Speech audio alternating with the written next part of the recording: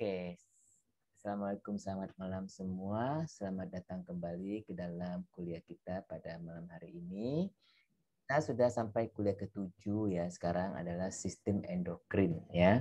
Dan saya akan masuk ke dalam sistem endokrin 1 dulu ya. Nanti ada endokrin 2 dan 3 dan sebagainya ya.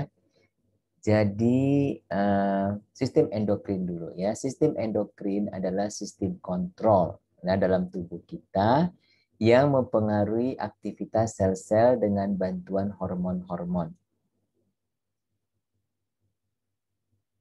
Ya. Jadi dia itu dia adalah suatu sistem maintenance ya, sistem kontrol. Oke. Jadi suatu komunikasi antara satu organ dengan organ lain ya dengan bantuan hormon. Sistem endokrin dapat dibandingkan dengan sistem saraf. Kalau saraf kan juga kan mengontrol satu dengan yang lainnya ya, memerintahkan mengontrol. Tapi kalau saraf itu dia dengan jaringan sarafnya ya. Jadi hormon mengatur beberapa proses penting dalam tubuh, yaitu reproduksi, pertumbuhan dan perkembangan, mobilisasi sistem kekebalan tubuh, ya siapa itu kekebalan tubuh? Imunitas ya, menjaga homeostasis. Apa itu homeostasis? Keseimbangan dalam tubuh dan mengatur metabolisme juga. Nah, perbedaan antara endokrin dengan sistem saraf ya. Komunikasi ini kedua-duanya adalah komunikasi utama sistem dalam tubuh ya, mengintegrasikan perubahan stimuli, rangsangan ya, stimuli dan respon lingkungan dalam dan luar tubuh. Keduanya penting untuk dikoordinasikan dalam fungsinya, mendiferensiasi sel ya dan jaringan dan organ. Tidak seperti sistem saraf, secara anatomis sistem endokrin terputus. Ya, artinya dia itu tidak terjalin dasar anatomi lo ya. Anatominya itu nggak ada sistem endokrin tuh yang ada apa kayak serat-serat semua enggak. Ini kalau saraf kan ada serabutnya, serabut saraf seperti pembuluh darah itu ada tergabung ya. Tapi kalau endokrin tidak. Oke, dia itu melalui kimia, yaitu hormon-hormon itu. Ya, jadi melalui zat kimia. Ya, hipotalamus melayani sistem saraf dan sekaligus sistem endokrin. Nah, sistem endokrin komunikasi pembawa pesan kimiawi atau hormon. Jadi kan, kalau saraf itu melalui impuls saraf. Transmisinya dia melalui aliran darah. Jadi kan endokrin itu dihasilkan, zat itu dihasilkan, dia masuk ke dalam darah. Ya, kalau ini transmisinya melalui sarabut saraf. Target organ menerima pesan. Ya, ini efektor menerima pesan juga sama. Ya, transmisi lambat. Kalau endokrin itu lambat karena dia dikeluarin, ya jumlahnya sedikit, terus masuk ke dalam darah. Ya, kalau ini cepat dia, cepat. Ya, transmisinya cepat. Oke, misalnya kalau sekarang nih ada panas, kamu terinjak, misalnya kamu tersentuh kompor panas, ya, reaksinya cepat nggak? Dalam berapa detik dia reaksinya. Kamu misalnya tangan kamu terkena kompor panas. Langsung kamu tarik tangan kamu atau kamu tunggu-tunggu dulu? Kan pasti langsung ya karena dia akan cepat ya. Nah, Iya, Pak. ya. Nah, respon lambat yang ini respon cepat ya. Nah, efeknya tersebar luas, efeknya setempat. Ya, karena dia kan melalui darah. Jadi kalau melalui darah itu dia kan tersebar luas. Kalau ini dia khusus ya, misalnya kalau tangan kamu aja yang disuruh menarik tangannya ya, tangan kanan tarik, bukan tangan kiri ya, dan bukan kaki gitu loh, ngerti nggak ya? Efeknya itu setempat ya. Nah, respon berjangka panjang ini respon berjangka pendek ya. Tangan udah ditarik ya udah selesai. Kalau ini berjangka panjang ya.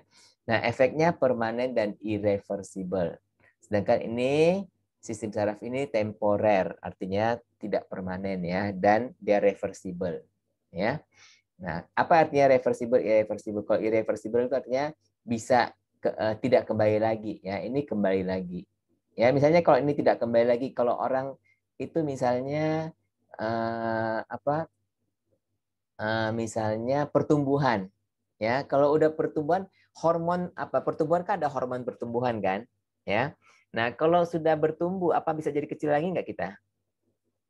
Oh, udah jadi tinggi, bisa jadi pendek lagi nggak? Kan nggak bisa, dia irreversible. Ya. Nah, sedangkan kalau saraf itu masih dia reversible ya. Sekarang nih kamu seger, nanti malam ngantuk, itu kan saraf. Ya. Nah, sekali lagi ini kelenjar endokrin dan eksokrin. Jadi ini istilah-istilah kita ini dulu ya, endokrin dan eksokrin ya. Nah, ada dua macam kelenjar, yaitu kelenjar eksokrin dan kelenjar endokrin ya. Kelenjar endokrin tidak mempunyai saluran. Jadi kalau kalian lihat ini endokrin ini ya, ini sel-sel endokrin langsung dikeluarin langsung ke darah. Ini darah ya, langsung ke darah. Oke. Sedangkan ya, kalau eksokrin dia itu ini kan sel-selnya eksokrin. Ini yang biru ini sel-sel eksokrin ya. Dia akan keluarkan zatnya ke sini kemudian dia akan seperti mengalirkan ya kayak ada penampungannya. Penampungannya itu saya dialirkan ya. Nah, itu eksokrin ya. Jadi kelenjar endokrin tidak mempunyai saluran atau duct ya. Dia melepaskan hormon langsung ke pembuluh darah dan dibawa ke target organ.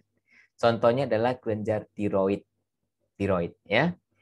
Kelenjar eksokrin mempunyai saluran duct. Contohnya kelenjar keringat. Ya, ini contohnya kelenjar keringatnya. Ada kelenjar tertentu yang memproduksi keduanya, yaitu hormon dan eksokrin. Contohnya adalah pankreas, ya. Pankreas dia memproduksi hormon yaitu insulin dan glukagon. Tapi dia juga memproduksi enzim-enzim yaitu lipase, amilase, peptidase. Nah, yang enzim-enzim ini, lipase, amilase, peptidase ini, dia adalah eksokrin. Ya, endokrinnya itu insulin dan glukagon. Ya. Nah, ada juga istilah autokrin dan parakrin. Apa itu autokrin? Autokrin ya, senyawa kimia yang menimbulkan efek ya, bekerja pada sel-sel yang memproduksinya. Contoh, beberapa prostaglandin yang menyebabkan otot polos yang memproduksinya berkontraksi ya. Prostaglandin itu adalah suatu hormon juga, tetapi dia adalah autokrin ya. Dia efeknya adalah lokal ya pada sel-sel yang memproduksinya, autokrin ya. Parakrin dia senyawa kimia yang bekerja lokal dan menimbulkan efek pada sel-sel lain, bukan sel-sel yang memproduksinya. Ya, contoh adalah somatostatin yang diproduksi oleh pankreas. Oke, jadi dia diproduksi tapi dia itu bekerja kepada lokal, artinya misalnya dia diproduksinya di sini ya, dan dia bekerjanya di sel tetangganya ya. Kalau ini dia diproduksinya oleh dia dan bekerja di dia juga, itu autokrin, parakrin ya. Nah, hormon tidak termasuk autokrin atau parakrin karena hormon adalah senyawa kimia yang long distance ya, yang menempuh jalan panjang melalui darah dan limfa. Ya, dia melalui darah dan juga melalui limfa ya. Jadi dia long distance. Misalnya insulin. Insulin itu diproduksi di pankreas, tetapi dia bekerjanya di mana? Di setiap sel-sel, ya, sel otot kita, sel darah, sel-sel, pokoknya sel otot itu terutamanya ya. Itu ada insulin, ya. Insulin bekerja di sana. Nah, jadi apa itu definisi hormon? Ya, hormon adalah zat kimiawi organik yang dihasilkan oleh sel endokrin yang bertindak sebagai pembawa pesan kimiawi dan dialirkan ke dalam darah. Ya, bisa kalian hafal? Ya, zat kimiawi dihasilkan oleh sel endokrin, bertindak sebagai pembawa pesan kimiawi, ya, dan dialirkan ke dalam darah, ya. Hormon mengatur, mengintegrasi dan mengendalikan fungsi fisiologis, ya. Nah, endokrin, sel endokrin, ya. Kemudian endokrin ini, hormon ini dia bisa, kalau dia mengenai pada sel yang nggak ada reseptor, nggak ada respon. Ya, Nah, harus ada reseptornya. Jadi sel yang ada reseptor hormon itu, hormon nggak langsung masuk, dia harus masuknya melalui reseptor, ya. Nah, masuk. Nah, ini yang disebut target cell. Nah, pada target selnya di mana ada reseptor, dia akan menghasilkan respon, ya. Nah, apakah reseptor hormon?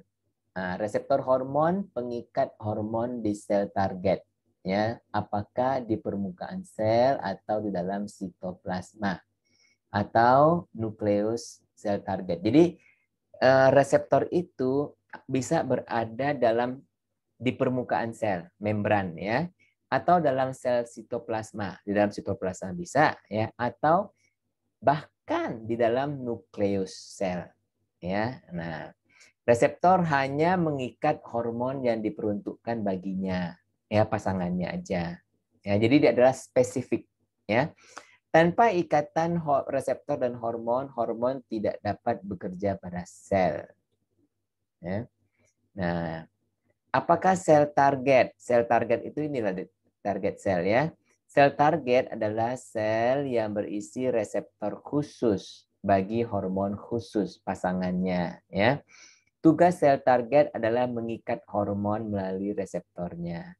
Sekali hormon terikat pada reseptor sel target, serial aktivitas akan terjadi dalam sel dan berdampak pada ekspresi gen dan sintesis protein. Ya. Nah, ini contoh growth hormone. Ya. Nah, ini reseptornya, yang hijau ini reseptornya, ya. Biru ini hormonnya. Jadi hormon itu menduduki reseptornya, ya. Nah, growth hormone mengatur pertumbuhan sel dengan mengikatkan growth hormone pada reseptor sel target. Ya, ini reseptornya yang hijau, ya. Kemudian tipe-tipe hormon, ya. Ada hormon berbasis asam amino. Contohnya tiroksin, peptida, hormon pertumbuhan dan insulin, ya. Nah, ada hormon yang berbasis steroid. Contohnya adalah hormon-hormon gonadal, ya, hormon seks, ya, dan adrenokortikal. Adrenokortikal nanti kita akan belajar, ya. Dan yang ketiga adalah eikosanoid. Ya, eikosanoid itu tadi yang leukotrien dan prostaglandin yang tadi kita sebut. Prostaglandin itu apa? Autokrin tadi dulu, ya, autokrin, ya. Dia ternyata juga eikosanoid. Jadi ada beberapa buku akan memasukkan dia sebagai hormon juga, ya. Hormon lokal namanya, ya. Nah, peran hormon. Hormon merubah aktivitas target sel dengan satu atau lebih mekanisme sebagai berikut, ya. Sebagai second messenger, ya, messenger. Protein G regulator. Hormon-hormon berbasis asam amino, ya. Dan aktivasi gen secara langsung. Jadi dia bisa mengaktifasi gen. Contohnya hormon berbasis steroid. Kenapa? Karena hormon berbasis steroid ini bisa masuk ke dalam nukleus.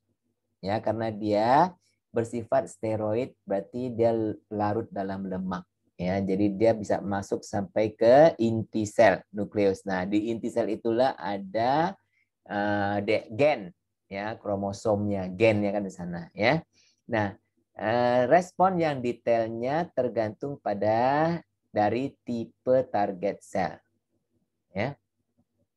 Mekanisme kerja hormon. Hormon menghasilkan satu atau lebih perubahan seluler di dalam target sel sebagai berikut. Merubah permeabilitas membran plasma. Jadi plasma membran ini, ya, kan permeabilitas terhadap zat-zat, ya, terhadap elektrolit, ya, bisa berubah karena hormon, ya. Merangsang sintesis protein. Aktivasi atau deaktivasi sistem enzim, ya. Induksi aktivasi sekretori, pengeluaran suatu zat, ya. Jadi induksi artinya menambah, aktivasi mengaktifasi, dan sekretori mengeluarkan, ya. Nah, merangsang mitosis artinya dia merangsang pembelahan sel, ya, mitosis. Nah, jadi tadi yang disebut tipe hormon ada dua kan, hormon steroid dan hormon protein, ya. asam amino. Protein sama asam amino kan sama ya. Merupakan derivat kolesterol. Ini merupakan dibuat dari asam amino. Ya, misalnya adalah contohnya ya testosteron, estrogen, progesteron, mineral kortikoid, ya glukokortikoid, ya kayak apa? Prednison, ya kortison, apa lagi? Eh,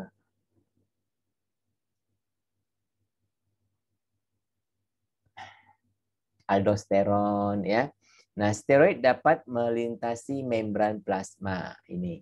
Oke.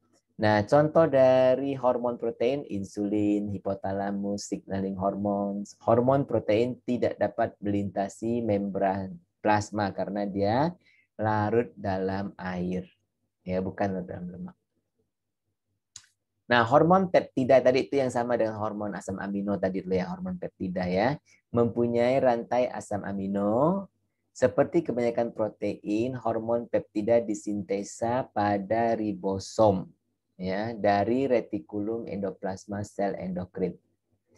Hormon peptida dapat disimpan dalam vesikula ya sel endokrin sampai saat mereka dibutuhkan kemudian. Nah, hormon peptida tidak dapat melintasi membran sel, ya, lipid bilayers, dan mereka disebut water soluble. Tadi sudah saya sebutkan, ya. Reseptor hormon peptida berada di atas permukaan. Jadi hormon peptida itu berada di atas permukaan sel target, ya. Nah, jadi contoh gambar ini adalah reseptor, ya.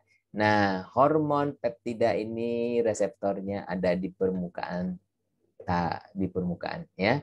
Yang nanti dia kalau mengikat ini neurotransmitter seperti apa? Seperti noradrenalin ya. Nah, adrenalin sendiri kan hormon yang diproduksi oleh kelenjar adrenal ya. Nah, dia mengikat pada reseptor dan menyebabkan perubahan konformasi dari G protein ini, G protein ya.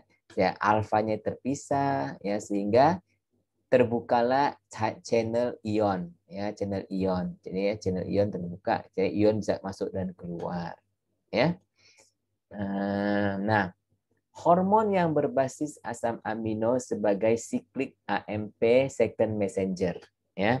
Hormon adalah first messenger berikatan dengan reseptornya yang kemudian membuka suatu protein G ya. Nah, protein G itu kemudian diaktifasi dengan berikatan dengan GTP yang akhirnya menjadi GDP ya, jadi trifosfat jadi difosfat ya. Nah, protein G yang sudah teraktivasi akan mengaktifkan enzim adenilat siklase. Adenilat siklase, bahasa Inggris adenilat cyclase ya, akan menghasilkan siklik AMP, sebuah second messenger ya dari ATP. Oke. Nah, siklik AMP akan mengaktifasi enzim-enzim kinase ya yang kita sebut protein kinase yang akan menyebabkan efek seluler. Ya, jadi inilah dia itu seperti apa air terjun kasket ya yang dia berlapis-lapis. Ya, artinya kenapa dia itu lama hormon itu karena dia banyak sekali ininya tahap-tahapannya banyak tahapannya ya sehingga dia bekerja dengan lambat ya. Jadi kalau kamu lihat tadi sini hormon ya katekolamin ya ACTH, FSH, LH, RH, glukagon, PTH, TSH, kalsitonin. Nah, ini dia akan berikat pada reseptor ya dan reseptor akan mengaktifasi G protein tadi ya sehingga dari GTP menjadi GDP ya. Nah, GTP ini akhirnya mengaktifasi siklik AMP ya. Nah, siklik AMP itu mengaktifasi protein kinase. Oke. Nah, sehingga dapat men-trigger response ya, activates enzyme, stimulates cellular secretion, open ion channel. Oke, yang adalah salah satu dari aktivasi dari sel ini. Oke. Ini tahap-tahapnya kalau kamu mau lihat ya. Pung pung pung. Ya, ini hormon B masuk pung pung ya, pung tahap-tahapnya.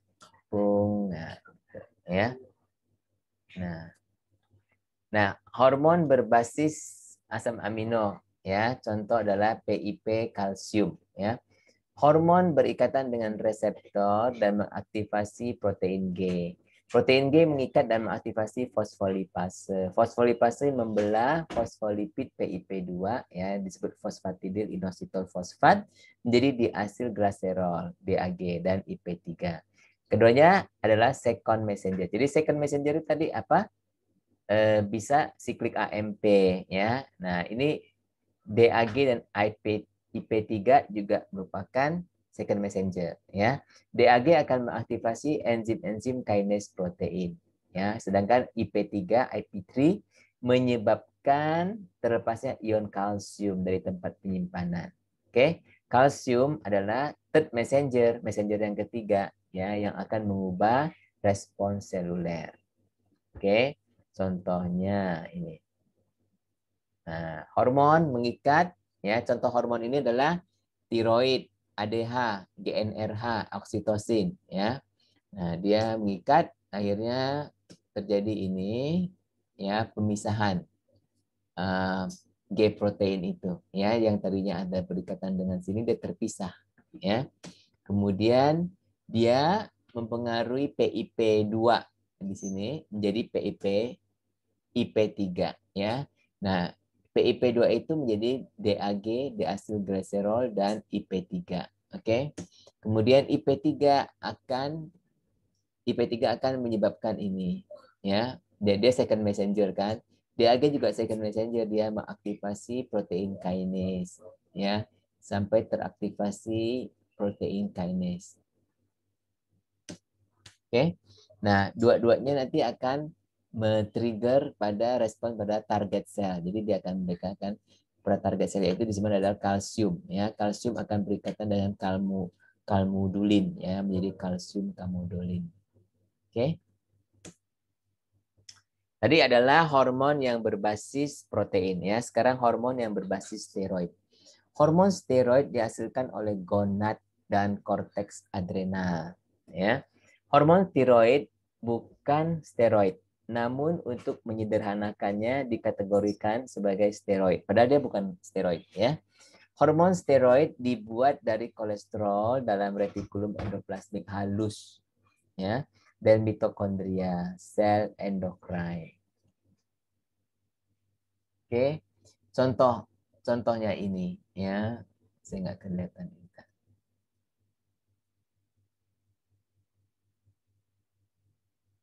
Contohnya ini kolesterol, guys, semuanya itu dari kolesterol, ya. Dia akan disintesis menjadi misalnya ini pregnenolon, ya. Dari pregnenolon menjadi 17-OH pregnenolon menjadi DHA, ya. Dari situ menjadi yang ini menjadi progesteron. Progesteron itu yang pil KB itu, ya.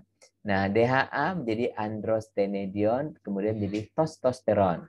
Ya, jadi betapa hormon wanita dengan hormon lelaki itu hampir sama, ya. Nah, termasuk estradiol juga ini, dari ini estron bisa jadi estradiol. Ya, jadi hormon wanita dengan hormon laki ini hampir sama, ya.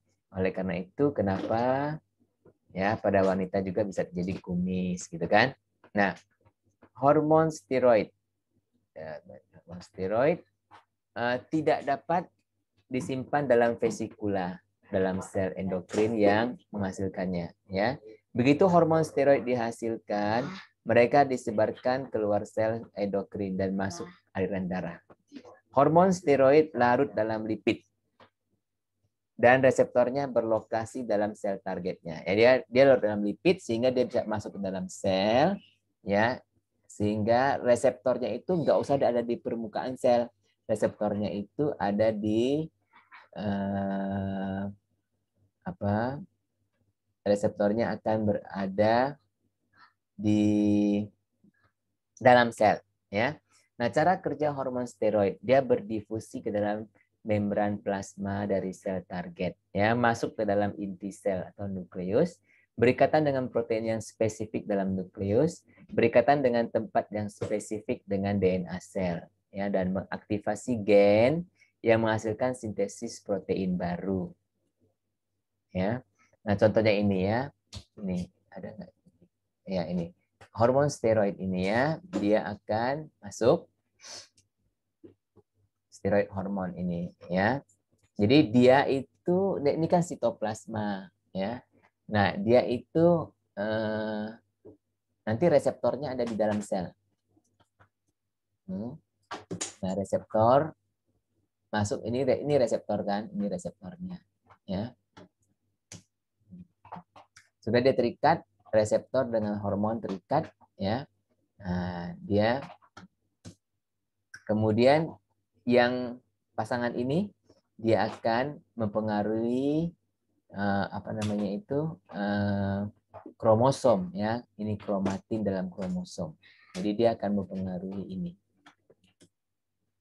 Ya, dan dia akan mempengaruhi transkripsi mRNA ya. Nah, mRNA akan keluar, mRNA ini keluar, dia akan memberitahu ribosom, kamu buat protein ya, buat protein yang kayak gini gitu. Nah, dia ribosom, ya dia akan protein, dia akan dilihat, kamu lihat selembar mRNA ini seperti cetakan ya, dia akan masuk ke ribosom itu seperti mau mencetak protein. Ya. Nah, akhirnya keluarlah proteinnya, new protein gitu. Ya, jadi ini ada kaitannya ya. Nah, pengaturan pelepasan hormon. Kadar ya atau paras itu bukan paras muka ya, paras kadar artinya ya, kadar hormon dalam darah diatur oleh sistem umpan balik negatif feedback ya. Bila paras hormon rendah. Kalau kadar hormon rendah. Paras itu kadar ya, kadar hormonnya rendah, maka tubuh akan menstimulasi kelenjar untuk memproduksi lebih banyak hormon lagi ya. Nah, pelepasan hormon akan terhenti bila kadarnya sudah cukup. Oke. Nah, kendali umpan balik insulin oleh konsentrasi glukosa. Misalnya ketika plasma glukosa tinggi, ya dia akan menstimulasi pankreas. Oi, plasma glukosa udah tinggi, ya. Keluarin dong insulin. Nah, nanti si pankreas akan memproduksi insulin, ya. Nah, insulin akan pergi ke sel target. Apa sel targetnya? Ya, misalnya di otot, ya. Jadi nanti glukosanya akan diubah menjadi glikogen, disimpan di otot, gitu, ya. Umpan balik. Ya, jadi, nah ini umpan balik endokrin, ya ada hipotalamus. Hipotalamus akan melepaskan hormon, ya. Jadi hipotalamus melepaskan releasing hormon. Jadi hormon ini namanya releasing hormon, ya. Nah, releasing hormon ini akan memberikan kepada anterior pituitary. Jadi kamu di otak kita ya ada hipotalamus, ada pituitary. Jadi pituitary itu ada bagian anteriornya, bagian depan ya. Nah, bagian depan anterior itu akan mengeluarkan hormon, ya hormon yang kedua. Ini hormon 1 dan hormon 2 itu nggak sama ya. Jadi hormon 2 ini masuk ke target gland. Jadi gland ini adalah apa namanya hormon apa namanya itu kelenjar ya, target kelenjar. Jadi kelenjar itu akan kemudian memerintahkan akan mengeluarkan hormon. Jadi ada 3 nih, hormon 1, hormon 2, hormon 3 ya. Nah, kekurangan pada hormon ketiga misalnya ya, dia akan feedback ke hipotalamus. Oi, udah kurang, oi. Keluarkan TRF-nya ya, keluarkan releasing hormon. Dari releasing hormon terus perintahkan anterior. Anterior keluarkan stimulating hormon. Jadi dia bertingkat-tingkat ini ya. Nah, dia bisa kasih perintah langsung ke sini atau dia kasih perintah ke sini. Ya, anterior pituitary. Oke. Nah, rangsangan hormon pada kelenjar endokrin.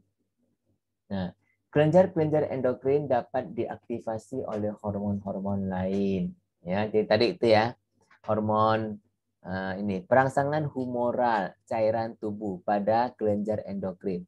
Perubahan kadar ion-ion tertentu dalam darah akan menstimulasi pelepasan hormon. Contohnya adalah konsentrasi kalsium. Ya, kalau kalsiumnya kurang dalam darah, ya, Nah, maka akan diperintahkanlah hormon paratiroid. Nah, ini paratiroid ini kayak ada 4 kacang kecil ya, di mana di tiroid kita, di tiroid itu di mana? Di sini dekat leher sini ya. Nah, ada 4 kacang kecil. Ini namanya kelenjar paratiroid. Nah, kelenjar paratiroid ini akan menghasilkan hormon paratiroid. Hormon paratiroid ini akan menyebabkan apa? Menyebabkan tulang-tulang kita untuk melepaskan kalsium. Jadi karena kalsium kita yang kita makan itu ya akan disimpan di tulang. Nah, pada saat kita memerlukan kalau kalsium darah itu kurang, dia akan ambil kalsium dari tulang kita. Gitu, ya, yang oleh hormon paratiroid. Nah, kemudian perangsangan saraf pada endokrin. Jadi ada juga hubungan antara saraf dengan endokrin, ya. Contohnya, aktivitas saraf dapat menstimulasi pelepasan hormon, ya.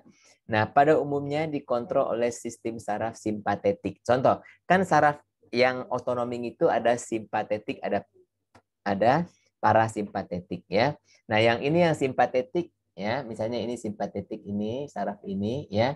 Dia ini mensarafi kelenjar adrenal, ya. Kelenjar adrenal itu di atas ginjal kita, ya. Nah, kalau dia ada rangsangan saraf di sini, dia akan memproduksi lebih banyak adrenalin, ya. Lebih banyak adrenalin akan diproduksi, ya. Nah, organ-organ endokrin utama yaitu adalah pineal gland. Ada ini pineal gland, hipotalamus tadi yang saya bilang hipotalamus di sini. Ada pituitari. Jadi di bawahnya hipotalamus, di bawah dekat aja ya. Di bawahnya hipotalamus ini ada pituitari, ya. Nah, kemudian ada tiroid. Paratiroid yang 4 kacang tadi, ya. Thymus sini ya, ada adrenal gland tadi di sini, adrenal gland ada 2 ya. Nah, ada pankreas, kemudian untuk wanita ovarium, untuk laki-laki testis ya, atau untuk laki-laki testis ya. Nah, itulah adalah organ-organ endokrin yang utama ya. Nah, udah banyak juga loh slide kita ya, sudah habis. Apakah ada pertanyaan? Jam 10 sekarang ya, tidak sampai 1 jam ya. Oke. Oke, habis. Apakah ada pertanyaan?